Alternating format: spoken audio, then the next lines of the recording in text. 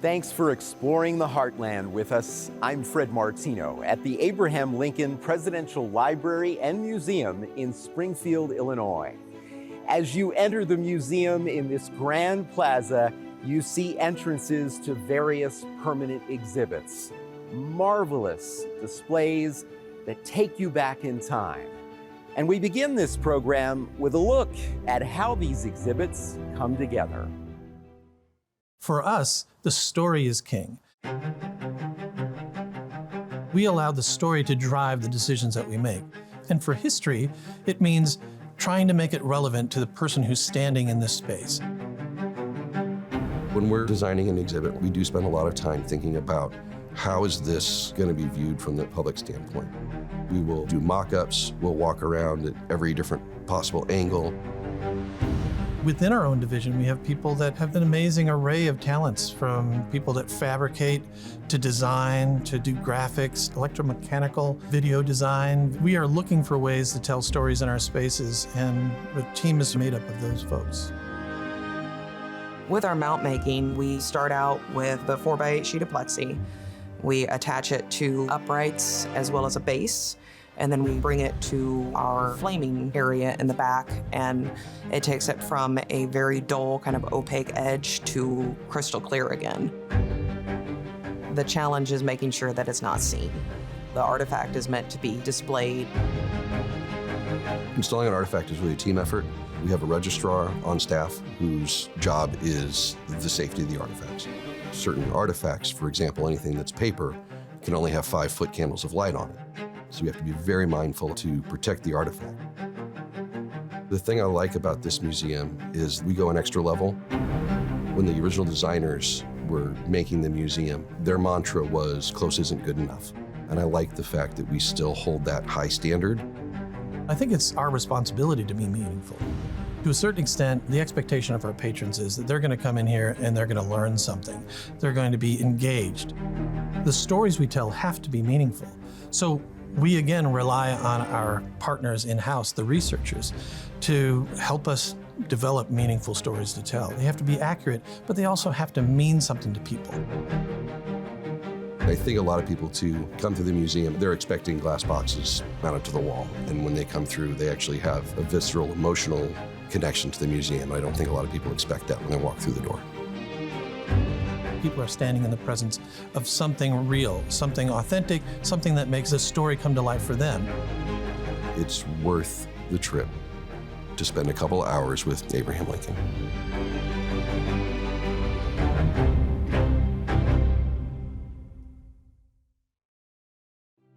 What a great behind-the-scenes look at how these exhibits come together. And we're going to hear more about the exhibits now from the Executive Director of the Presidential Library and Museum, Christina Shutt.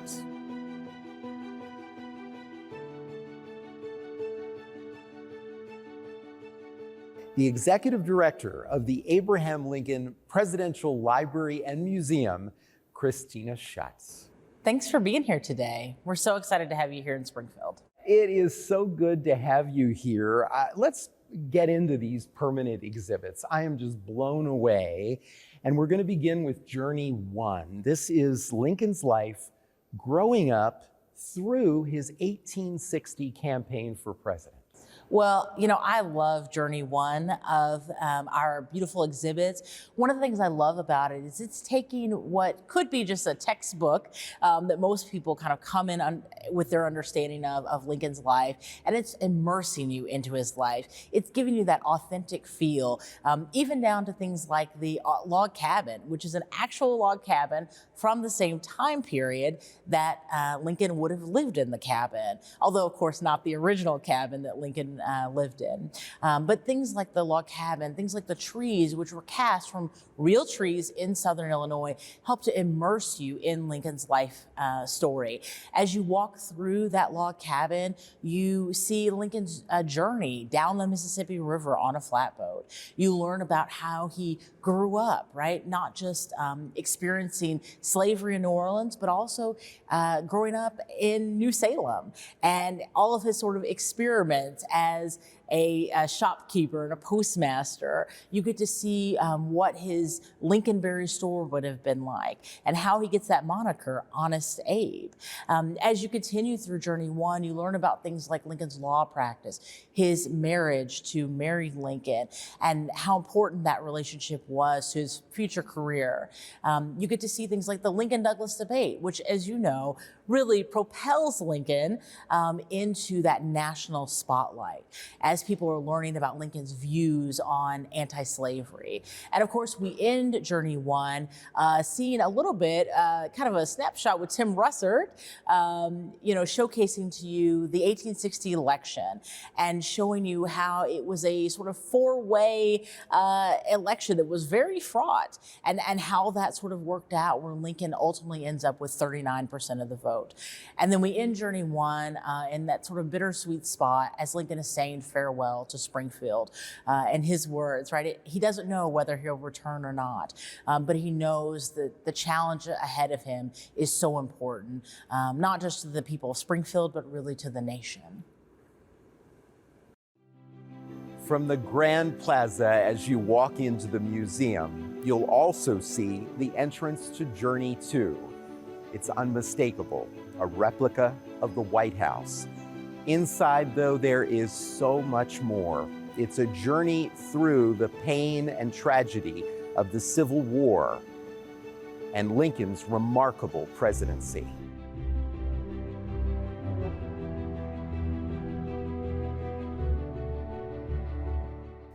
Let's move to Journey 2. This is the Civil War and, of course, Lincoln's presidency. And so in Journey 2, you get this stark contrast between Lincoln, who grew up in a log cabin, and the beautiful White House, which I believe is about 1/12 the size of the original White House, the Executive Mansion. And so as you walk through that, you see things like the Gettysburg mural, which reminds you of the sacrifice people made on the battlefield. And of course, Lincoln's remarks in dedicating that important historical monument and place.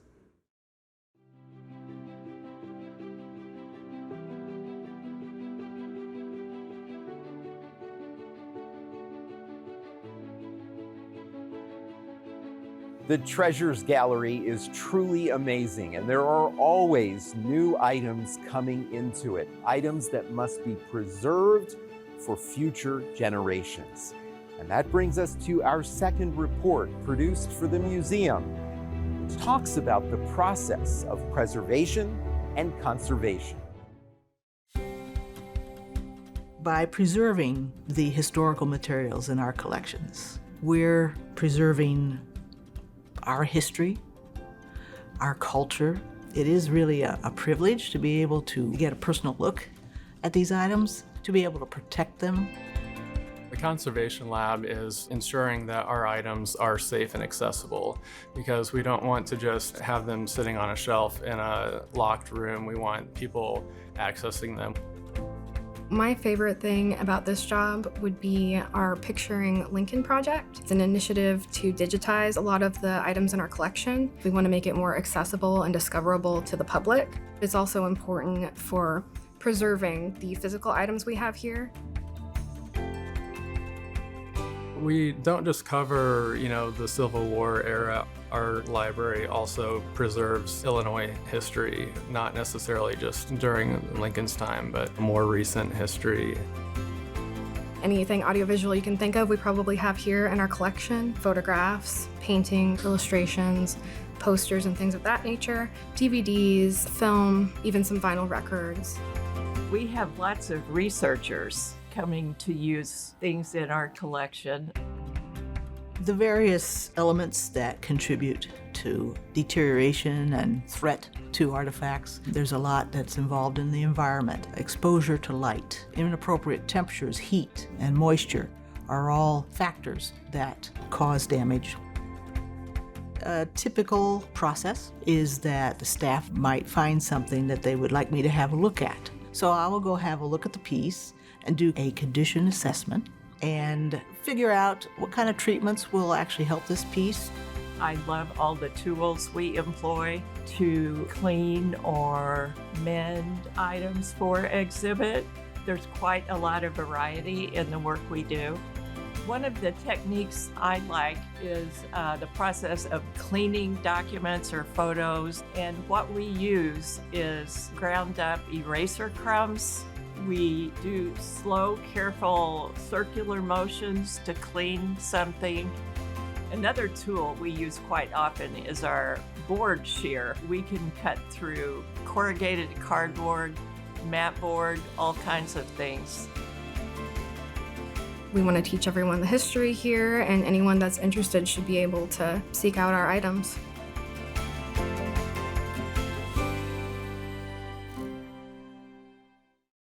Such a fascinating look at the efforts to preserve and conserve many of the artifacts here. Walking through this museum, you're struck by something else. Everywhere you turn, there's historically accurate music, as we're hearing now behind me. Beautiful murals, as you see behind me, and more artifacts that tell the story of Lincoln's life and presidency. So the question now is, what's next? What is on the wish list for this national treasure?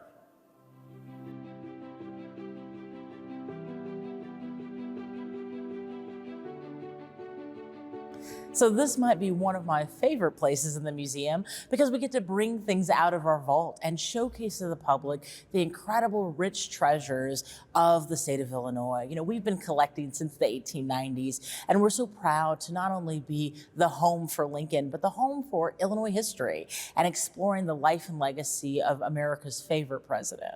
Christina, there are so many important items that are already here. What is on the museum's list for possible acquisitions in the future?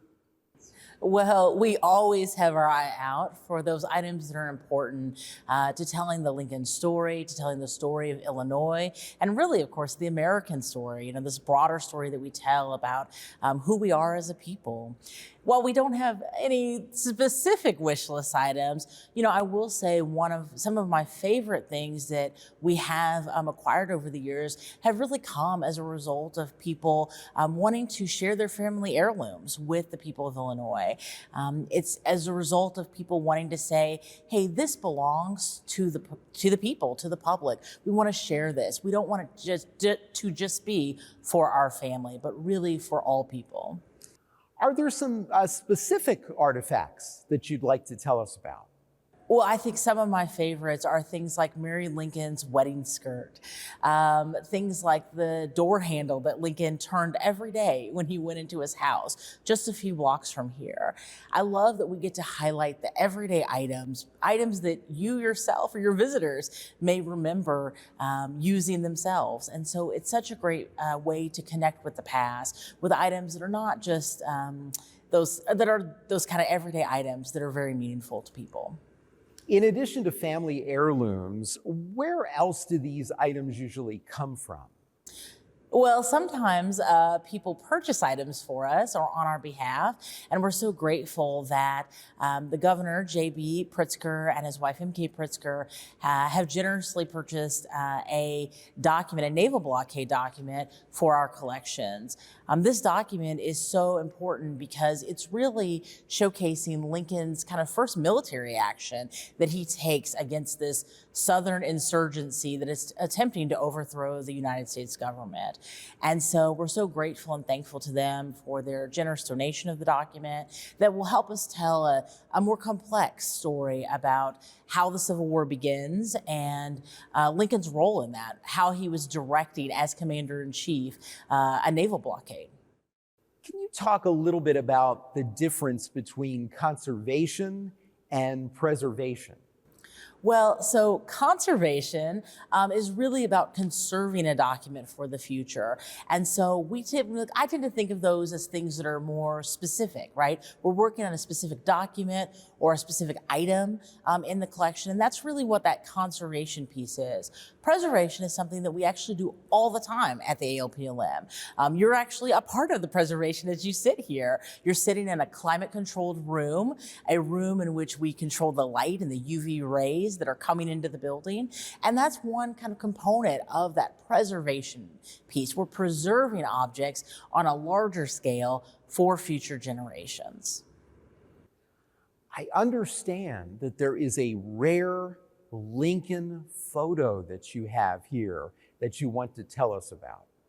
Yes, one of my favorite recent acquisitions here at the ALPLM is a photograph from, I believe it's 1858. It's actually an embryotype photograph of Lincoln. It's one of two.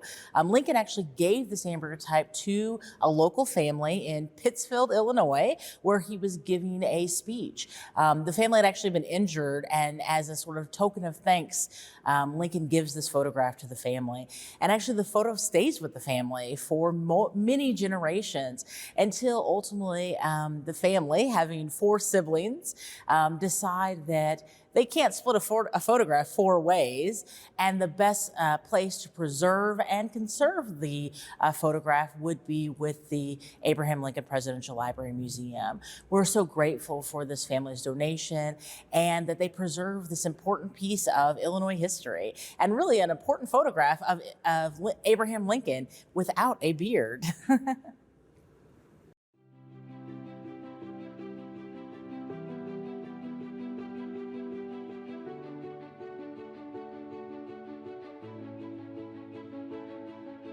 Our final video produced for the museum focuses on the volunteer program, a group that's making a difference here every day. My favorite room in this museum is the Gettysburg Gallery. I go into that room before every shift. I read the Gettysburg Address and I get the same goosebumps every single time, knowing that if I can translate the important ideals and principles to my children or to our visitors, that's really important. About 40% of our volunteers do not live in the Springfield area. We have people coming from Northern Illinois, Southern Illinois, from St. Louis. We have one volunteer that comes twice a year from North Carolina just to serve. I think that speaks to what Lincoln means to people and what they've heard about what we do here and the ways that we serve. I volunteer with my husband. My husband is a historian. I am a special ed teacher. It's just wonderful. It makes history come alive, which is the whole purpose of what we do. We have some volunteers serving in the plaza, which is kind of the main central hub of the museum, and they're there to greet our guests coming in. Some of them enjoy greeting buses. We have a lot of school groups and tour groups that come in every single day. We have volunteers strategically placed. We call them stationary guides, and those volunteers are more focused on the historical conversations. Most of our volunteers, about 90%, serve on the museum side, and about 10% on the library side. Really, if it wasn't for our volunteer team, we couldn't do what we do every day. I had no idea what was going on here. I'm from a finance background. That's all I knew. And when I came here, I was fascinated with not just Lincoln and his family, but the volunteers here, how intrigued they were. They made it sound so exciting. So I'm like, well, maybe I should do this. When volunteers serve with us, we take the time and effort to learn what is different about them. What are ways that they might want to serve that's unlike anyone else that's already on our team? People do not have to be historians to be facilitators here, but we'll all learn more.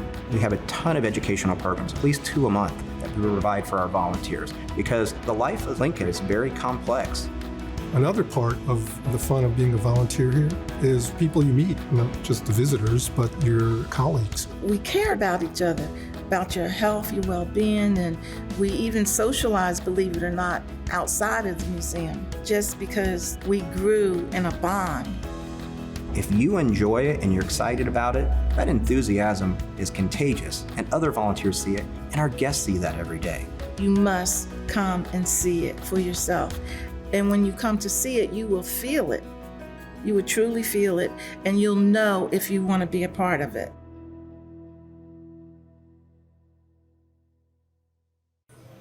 What a great look at the volunteer program here at the Abraham Lincoln Presidential Library and Museum. Behind me, you can see one of the volunteers working with one of the countless groups that come through this institution, which was dedicated in 2005.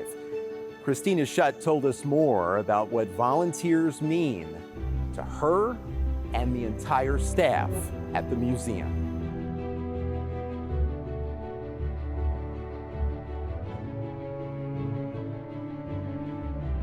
Well, our volunteers are really an essential part of our operations here at the AOPLM. You'll see our volunteers, as you did in the video, where they're greeting our guests, they're taking photographs, they are helping to transcribe oral histories. You name it, our volunteers are generally part of it. We really couldn't have the kind of award-winning operation that we have without our volunteers. I'm so grateful to our volunteers because they give of their time and their service. Many of these individuals are people who had distinguished careers in their own right, and not always in history, actually, but they have a passion for sharing Lincoln's life and legacy with the public. They want to help school children understand the importance of knowing their history. And so folks volunteer to come here, as you heard in the video, from as far as North Carolina. We have folks from Omaha, all over the country who come and choose to spend their time here at the AOPLM. Our volunteers are such an integral part of our operations and in ways that many of our visitors don't even realize. So one of the things that our volunteers do is they actually have little notebooks that they carry with them. And so as they overhear conversations that our visitors share about ideas they might have or questions, like, why is this exhibit that way? Or what does this label mean? Our volunteers are always jotting those notes down. And what's great about that is all of those notes are then compiled and they come to me and our incredible staff here at the AOPLM. And as we read through those notes, we think about how we can improve the visitor experience, how we can make it more meaningful for visitors. So just to give you a quick example, one of the things that our visitors told us were that the labels were too small. It was really hard to read the small type on the labels. And so, as our team really thought together and said, well, how could we address this issue? One of the things we came up with was to have audio transcriptions on the labels. So now not only can people read the labels in a slightly larger font, but they can also hear the labels. And I think what's so great about that is it adds a whole different accessibility component to the museum. Whereas, if maybe you have blind or have low vision, you now don't have to read the labels to learn about things like an important embryotype or the Gettysburg Address. You can actually hear it being read to you by our incredible actor team. Again, our volunteers are so important to our operations that we have consistently won awards for it, including the TripAdvisor Best of the Best when it comes to attractions and entertainment spaces. And we're so proud of that, and it wouldn't have been possible without our incredible volunteer team. Do you have a particular volunteer story that you would like to share? Well, gosh, there are so many about the ways that our volunteers have and continue to make an impact on the AOPLM.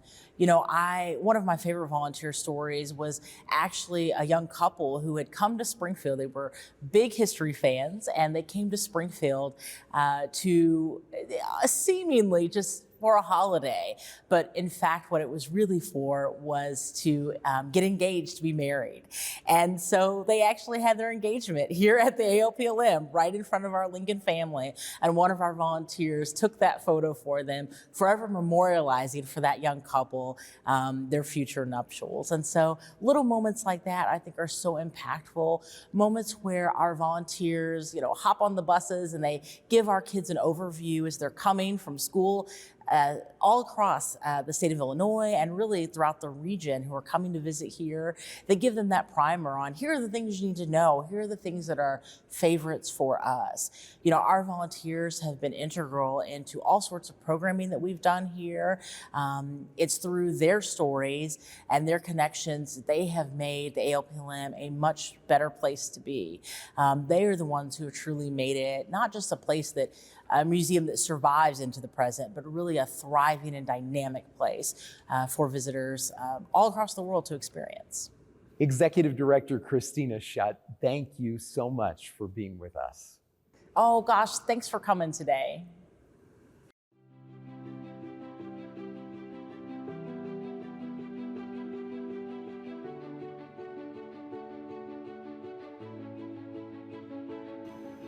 Special thanks to Christina Shutt and the entire staff and volunteers here at the Abraham Lincoln Presidential Library and Museum in Springfield, Illinois.